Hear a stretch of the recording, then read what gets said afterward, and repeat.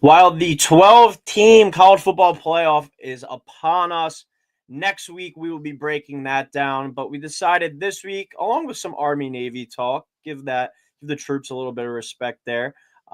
We're gonna dive in and do a little crash course episode here, Joe, for our first college basketball episode of this season. I always like this episode for our college basketball episodes compared to college football. We do 10 games instead of the 6.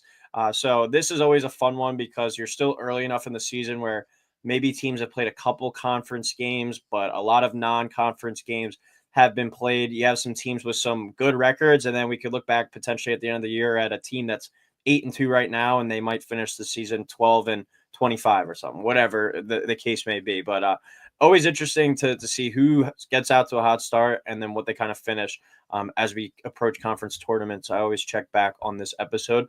But Joe, ready to dive into some college basketball talk and start getting ourselves a little bit more acclimated on the hardwood. Yeah, I mean, definitely bittersweet to have to shift gears a little bit, but I am ready for it.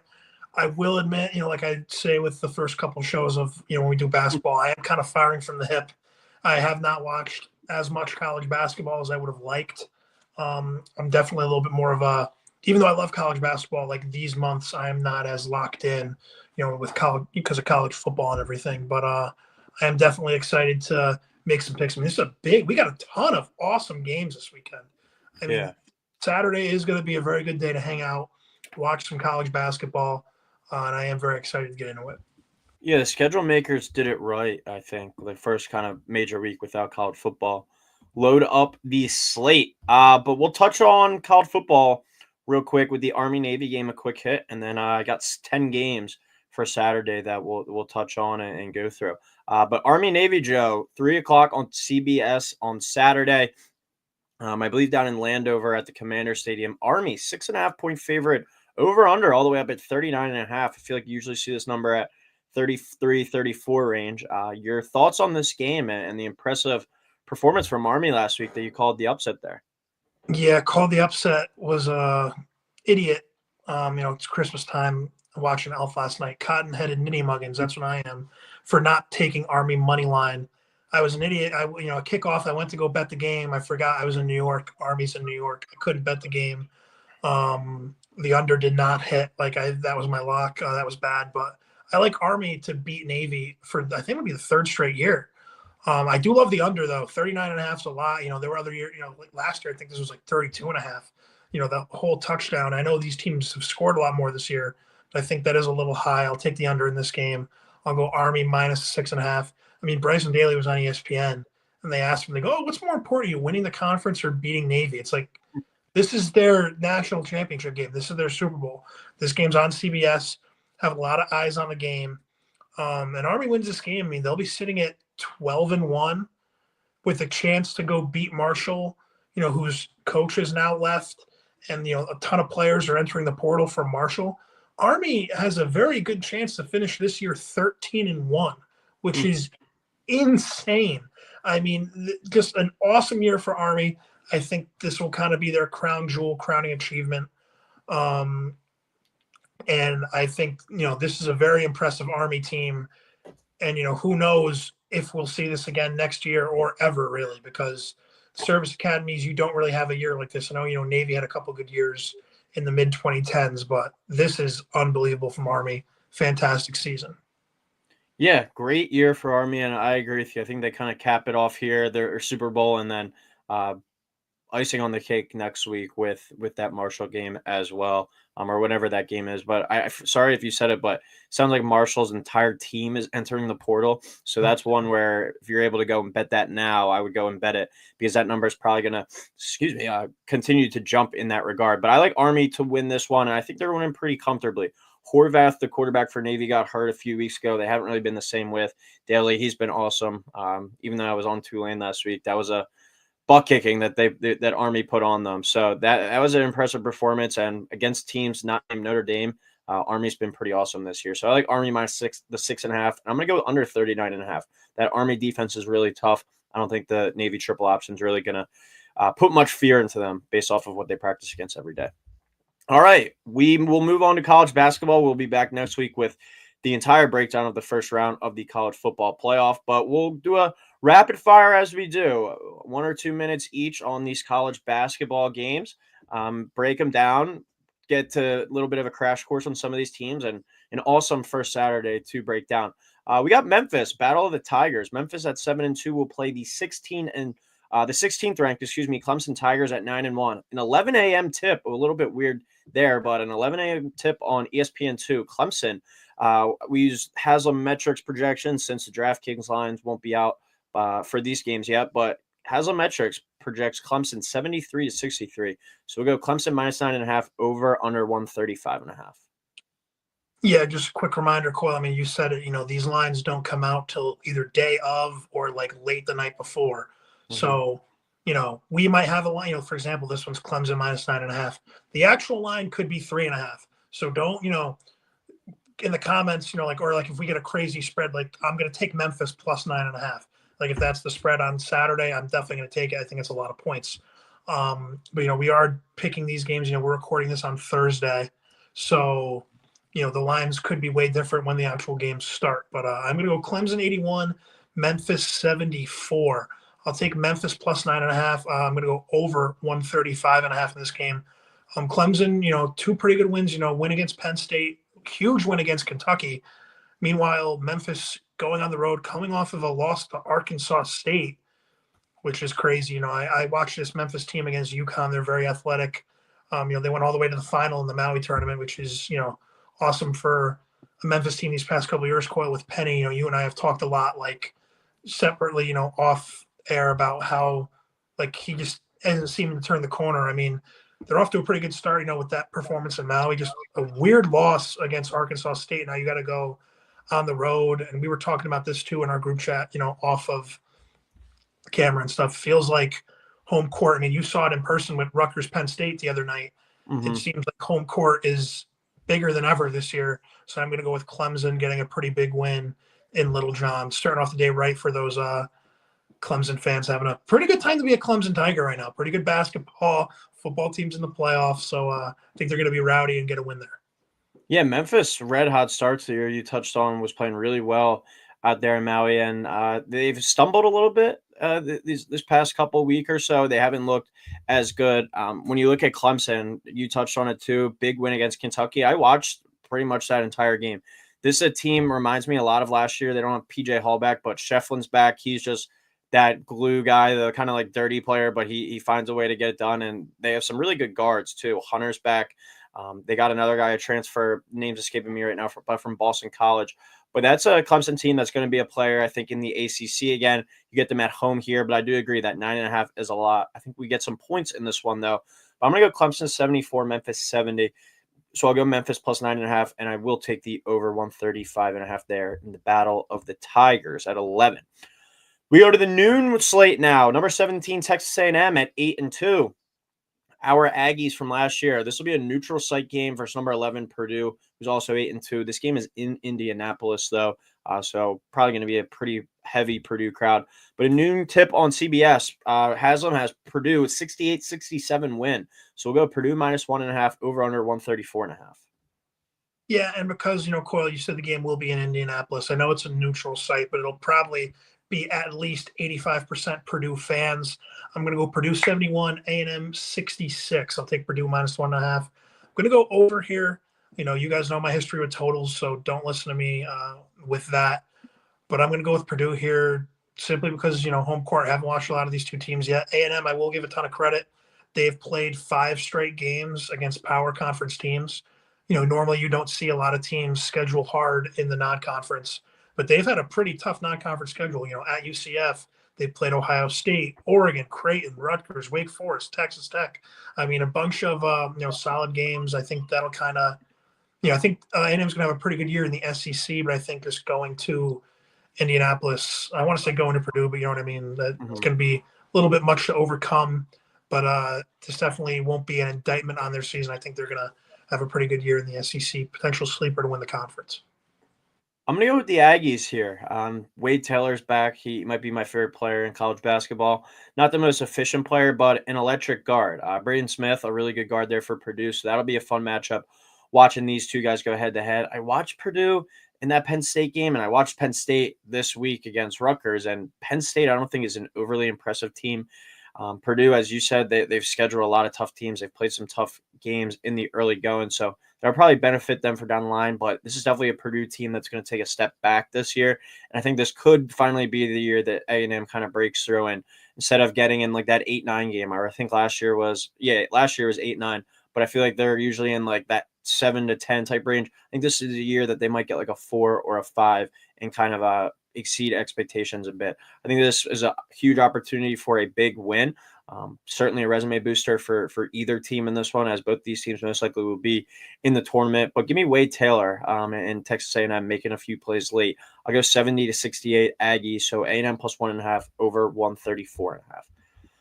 All right, this one looks like it could be a potential college football playoff game down the line, with Ohio State at 6-3 versus number 2 Auburn at 8-1. Maybe we see this in a couple of years or so. But this is a 1:00 tip on ESPN2. Auburn projected to win 83-69. So we'll go Auburn minus 13.5 over under 152.5.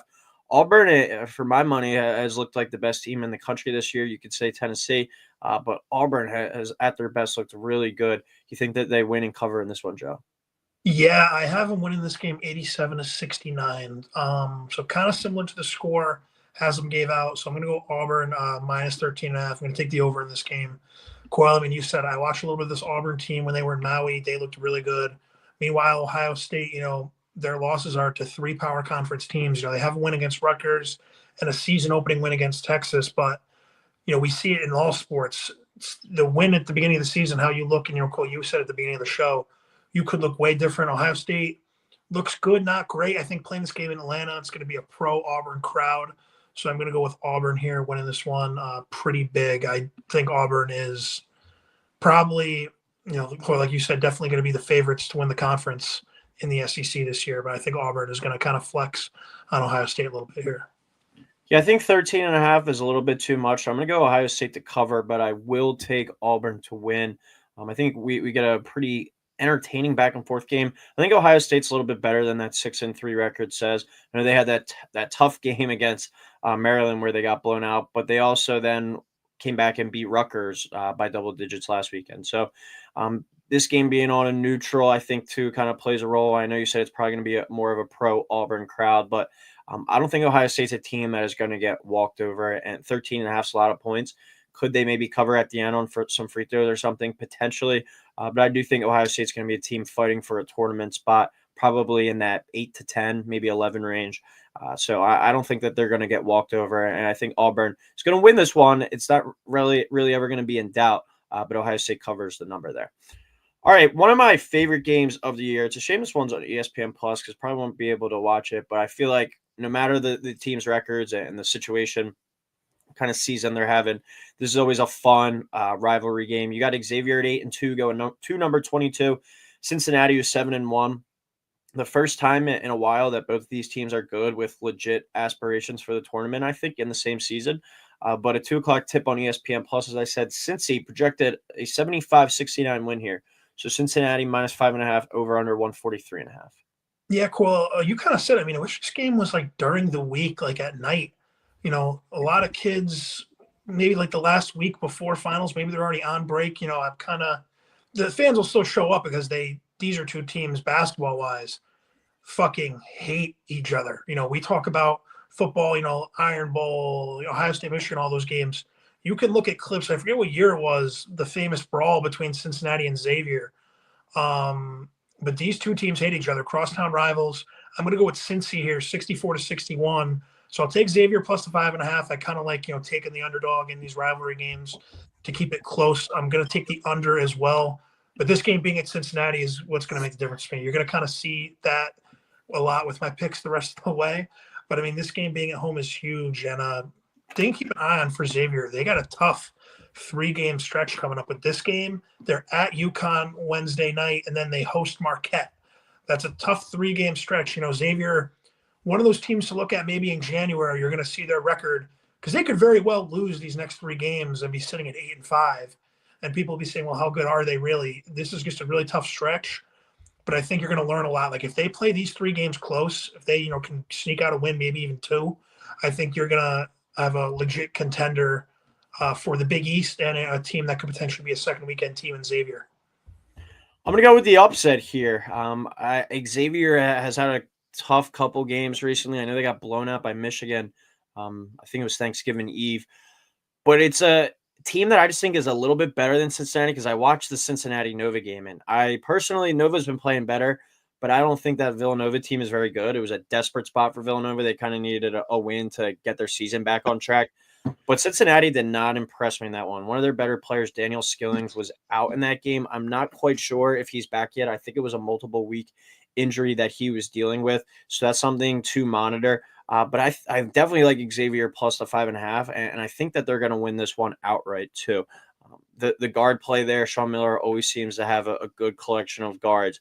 I think that's the difference. And I think the Cincinnati team is going to be one of those teams we look back at where I think going into that Villanova game, they were number 14 and undefeated. I think they could be a team more so like they're flirting with a bubble spot come the end of the season. We look back and be like, remember when they were 7-0 and that number 14 in the country? I think that's going to be a distant memory. I don't think this is that legit of a Cincy squad. I'm going to go Xavier 70-68. So Xavier plus 5.5 and the under of 143.5. All right, we go to game 2 now as part of that A&M Purdue kind of showcase in Indianapolis. This will be Butler hosting it. I think it's called like the Indiana Classic or something, as you have both Butler and Purdue playing there. But you got number 20 Wisconsin at 8-3 playing at the neutral site here versus 7-3 Butler. 2:30 tip on Big Ten Network. Wisconsin projected win here 75-71. Wisconsin minus 3.5. Over under 145.5. We'll set it at. Butler coming off a loss this week to North Dakota State. They had another bad loss last week or 2 weeks ago. I think they lost to Austin Peay as well. So surprised to see this number at 3.5. Joe, do you like Butler or Wisconsin in the spot? I'd like Wisconsin or Coyle. I mean, you kind of just said all my analysis. This is a Butler team that has a loss to Austin Peay. You lose to North Dakota State. Yeah, those teams might be pretty good mid-majors, but at home, you cannot lose those games. I know they have a win against Mississippi State, but then, they got crushed against Houston. I don't really know what to make of this Butler team. Another team that has a really tough 3-game stretch with this game, Marquette and UConn, but I'm going to go with Wisconsin here, 78-69. So I'll take Wisconsin minus 3.5. We'll go over 145.5. Yeah, one of my favorite plays on the sheet this week, Wisconsin minus 3.5 here. You're in that kind of same situation of, all right, it's probably going to be a pretty heavy Butler crowd. But I was listening to like John Fanta's like Big East Spaces yesterday, and a Butler fan was on there, and he kind of went on a rant where it's like Butler fans are very discouraged with kind of the situation of the program right now. So how many Butler fans really even show out in that one? And Wisconsin, I don't think is great either. They're probably going to be your typical Wisconsin team where they'll win like 6 or 7 in a row, but then they'll drop 2 or 3 questionable games and kind of leave you in no man's land for most of the season. But I do think that they're a better team than this Butler team. I trust them more in this spot as well, and I trust Greg Gard. I like Wisconsin a lot here, minus 3.5. I think this line is probably going to be closer to like 5.5, 6.5 by the time it comes out. But I'll go Wisconsin 75, Butler 65, Wisconsin minus 3.5, under 145.5. All right, a really fun one here. If you looked at the schedule of games coming like into the season, this was one of the first days highlighted for like major games, great games across the board.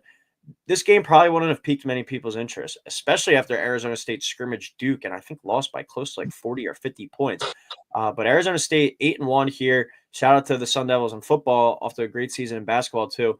Traveled to Florida to play the number 9 Gators at 9-0. 3:30 tip on SEC Network. Florida projected to win 80-72, so go Florida minus 7.5, over under 151.5. Yeah, I mean, they got smoked in that scrimmage. Well, I'm trying to 103-47. I just looked up the score. That's bad. That is not good. I would not say that's good. That's like, back when we were at Miz, you guys went to play Seton Hall. That's the kind of score that you get there. But Arizona State, I mean, they're off to an 8-1 start, pretty good, but their best win, you can argue, is maybe home against St. Mary's or home against, Grand Canyon. They lost, their one big-time game against Gonzaga on the road. That's not really, you got to win the games you play, especially in the Big 12 this year. You got to have a lot of tough in-conference games. But I'm going to go Florida here, winning this game 88-75. I don't think I kind of just typed out that score quick. I think Florida's going to cover. I don't know if it'll be that much of a blowout. I'm going to take the over in this game, and I'm obviously going to take Florida to win. But this is just, I think Arizona State hasn't really played anyone yet. And the game being in Atlanta, I think, we've been kind of saying that even though they're neutral site games, it'll probably be a pro Gators crowd. I mean, Florida has. This is part of the game in Atlanta. Yeah, this is holiday. It's the holiday hoops giving. This is the second game. I'm looking on ESPN. That's why I thought this one was at the Swamp. This is too many neutral site games in college basketball. Way too many. Yeah. I'm all for it. The first couple, too many. This is too much. I don't like this. You got UCLA, Arizona. I think, that's not a home game. Too many neutral site games. Stop. No. On campus, you have your tournaments. I'm fine with that. But there's no need for all these classics. And we're 10 games into the season now. Yeah, it's stupid. Because I'm with you, Cole. Because at first I looked on my phone. I didn't see the hoops giving when I was typed because I did my scores on my phone today. Doesn't matter. But I'm going to go with Florida here. And that's my analysis of the game. Didn't know it was in Atlanta at first. Yeah, the one kind of reason I guess you could maybe see, especially this weekend, a lot of neutral site games is like students probably leaving for Christmas break this weekend. This week they're probably taking finals and whatnot. So I maybe look at it kind of that way. Over these next few weeks, we might see some of that. I mean, we haven't talked about it yet, but Gonzaga, UConn at the Garden on Saturday night as well. But out of all the games, like I'm looking forward to, I hope I'm able to watch this one because this I think is a fun one and two teams that are off to really good starts, but I haven't really got to check out much. I watched a little bit of Florida, but I think it was against Jacksonville, like 2 or 3 games into the season. So interested to see kind of where these two teams stand. Florida here at number 9, and we haven't heard anything about Todd Golden anymore. So I wonder where that kind of situation stands. But Florida, I know, can score some points, and Arizona State hasn't played the greatest non-conference, but they've been able to score as well. So I really like the over in this one of 151.5. I think we see a track meet style game. I'm going to go with Florida to win, but I will take Arizona State to cover. Arizona State has played a pretty soft non-con. We saw kind of that biggest test was that scrimmage, that preseason game against Duke, and they got rolled. I'm interested to see how they fare in this one, and are they going to be a contender in the Big 12, which in basketball, much tougher than football. So interested to see what they do in this year. We kind of talked about at the beginning, and this is like a crash course type game crash course type of week where we're just really starting to get acclimated to these teams, really get your feel for them. But the feel I have for both these teams so far is that they're able to score. So I like the over, but I'm going to take Arizona State to cover the 7.5. I'll go Florida 87, Arizona State 80. All right, really good one here. And if this is the projected spread, I'm very curious on this one to see if this is when it comes out on DraftKings. You got number 1 Tennessee at 9-0. They've been rolling everyone in their path pretty much. Every time I see their score when I'm checking box scores and whatnot, they're winning games by double digits. They'll travel to Illinois to play the 7-2 Illini, 5:30 tip on Fox. Correct me if I'm wrong, Joe. I think this is at Illinois, not a neutral. But Tennessee projected win here 74-69. So we go Tennessee minus 4.5 over under 142.5. I mean, Tennessee, Cole, you've said it has looked like the number 1 team in the country thus far. However, I'm going to go Illinois here, getting the win 78-77. I'm going to go by a point. Love Illinois plus 4.5. I'm going to take the over in this game. And it's what I've been saying, Coyle, and it's what you and I have been talking about. Home court is so huge, especially in college, because the kids are so crazy. And I mean, this is a Tennessee team. This is only their second true road game of the year. They played at Louisville the second game of the season. Now you have a massive game at Illinois. This is a huge game for Illinois to get a huge resume style win. So I am going to go with Illinois here, 78-77. I agree. I disagree. I like Tennessee in this one, 80-70. That's why I said I was surprised if this is what it actually comes out with, because Tennessee has just been rolling every game, and this is kind of like an Illinois Super Bowl type game. We talk about that a lot, but I think this Tennessee team is on a mission right now. Rick Barnes is aiming to get to that first Final Four here at Tennessee. And just side note, like if Tennessee football goes on a run in the playoff, that would be awesome, because then Tennessee basketball, they're number 1. They're going to be probably top 5 team for most of the year. And the baseball team is coming off the World Series championship, I believe, too. So Tennessee might be like the mecca kind of college sports right now. So that's a pretty cool thing to see, 3 like major programs doing so well at once. But I like Tennessee in this one, -4.5 over 142.5.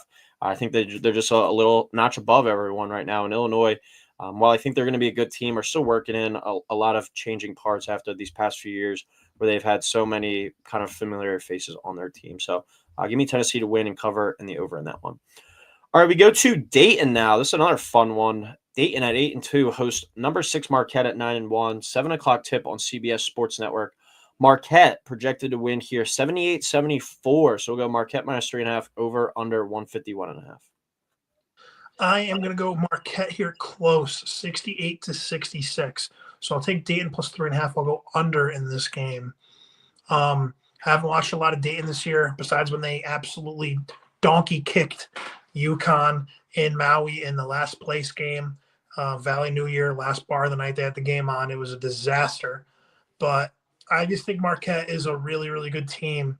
Meanwhile, Dayton 8-2, they're off to a good start. But, we saw, and you can kind of look at their schedule when they took a step up, lost close to North Carolina, blew that game, then lost to Iowa State. I think this, Marquette's a real good team. Now, if Dayton were to go and win this game, you have Marquette, and then you have Cincinnati, your last game before you get into conference play. That could be huge, for a Dayton team that, I think they're going to probably win the conference. I think if I had to put money on it right now, I would put them to win the A-10. They'll probably be fighting for 5-6 seed if they do well in conference, and those 2 games could go a real long way. But I am going to go with Marquette here, winning a game real close at Dayton. If I made you put money on Dayton to win the A-10 right now, that would be plus 150, projected first in the conference there, Joseph. I think it's going to be a solid game too, and I definitely think it means more to Dayton because who knows how many losses you can have in A-10 play and be able to feel comfortable getting an at-large. So this is a very important game for Dayton. Marquette, obviously, in the Big East will get much more opportunities. But I really like this Marquette team and Cam Jones. We know what Shaka Smart brings. He brings tough guards, physical guards. They're going to play defense up in your face, and they're going to score a lot of points. And I think especially when you go like a step up in competition, when you're going like from Dayton, from playing a team like, I don't know, like St. Louis in your conference to a Big East top 5, top 10 team like Marquette, that can be kind of a culture shock moment. So I think Marquette able to kind of stifle them up a little bit early and get the win here. But I think Dayton kind of acclimates as the game goes on and keeps it close. But I'll go Marquette to win and to cover by a slim margin, 74-70. We'll go under 151.5. All right, 2 games left, probably the 2 best of the night or the day, I think we can argue. Number 8 Gonzaga versus who's 7-2 versus number 18 UConn, who's 7-3. 8 o'clock tip on Fox. This one is at MSG. Gonzaga projected to win this one 77-68. I know the computers always love Gonzaga. Surprised to see that number. Gonzaga -9.5 over under 144.5. Yeah, we know UConn winning this game close. I have it 78-76. I know. Real big shock from me. But this game is being played at MSG. It is Store South. It is essentially like a second home for UConn. I will say, though, once again, why aren't we playing this game at XL Center in Hartford or at Gamble? I don't understand why we have to do so many neutral site games. And like I said, I know, UConn does get big crowds to MSG, but it would be awesome to see this game either on campus or, closer to home in Hartford. But that being said, I've seen UConn play twice in person. They just I was at the Baylor game. They won without Caravan. I think UConn's going to win this game close. I think that was a wake-up call that they needed in Maui to kind of prove, it's not easy to just walk onto the court and win 3 in a row. I think that was a big wake-up call, and that's going to be the difference here for UConn. Yeah, that was I tweeted it right after, and I thought it was funny because Hurley said it too, but I was like, that's the last time Dan Hurley ever goes to Maui. And he said, like, when they got back, basically, like, that's the last time we do one of those MTs. Like, we'll do the home and homes. We'll do a whatever, schedule tough non-conference games, but not putting my team in that kind of situation again. And I agree that is like a hard thing, especially like if you're UConn and you drop a game like that, like you're not used to. you can't go back and go watch your film in your own facility. You can't go and practice your own kind of way. You're really restricted in those things. So it's an interesting way to look at things going forward. I still don't know how great this UConn team is, but this is a de facto home game. That's what they call it, as always, Store South down there at MSG. Gonzaga is once again a fun offensive team, probably going to be a 28-29 win team competing for a number 1 seed as they play it in the West Coast Conference. But I like UConn to win this one at home. They play so well in this building, and the 9.5, I definitely don't think it's going to be that big. I think that's just the computers making that. I think it'll probably still be Gonzaga minus 4.5, 5.5. But I like UConn to win this one outright. I'm going to go 75-70 UConn. So UConn plus 9.5 over 144.5. And last play of the week for us for our first college basketball preview, Creighton 7-3, led by big Ryan Kalkbrenner, goes to Tuscaloosa to play number 7 Alabama, 7-2. I think we got to give credit to Nate Oates and Matt Painter, though. They have scheduled the toughest non-conference teams. It feels like every night where there's a big night in college basketball, one of those two teams is playing a tough game. Like Bama had the Rutgers game just a couple weeks ago. They had North Carolina. They already have 2 losses. I forget who they lost to, but they've played some tough games so far. This one wraps up the night on Saturday, 8:30 on the SEC Network. Bama, 6.5-point favorite, over under 162.5. Projected win here, 85-68 or 85-78 according to Haslam. Joe, what do you like in this one, and are you believing in this Bama team as a national title threat? I think this team definitely is a threat to win it all. I mean, that's kind of how Nate Oates has been these past couple of years. Offensively, they are an elite team. But that's also what kills them. If they have an off night, you see, when they got bogged up against San Diego State a couple years ago, when San Diego State went on their run to the title game. I mean, I think Bama's very good. I think they're going to win this game 91-78. I'll take a minus 6.5. I'll take the over in this game just because we've been talking, so much about this home court. But Coyle, I mean, you said it, like Creighton, their last couple games, Nebraska, San Diego State, A&M, Notre Dame, Kansas, UNLV. I know UNLV is a mid-major, but they're still a pretty solid mid-major team. I mean, those are 6 games against pretty good competition. Definitely, will get you ready for Big East play.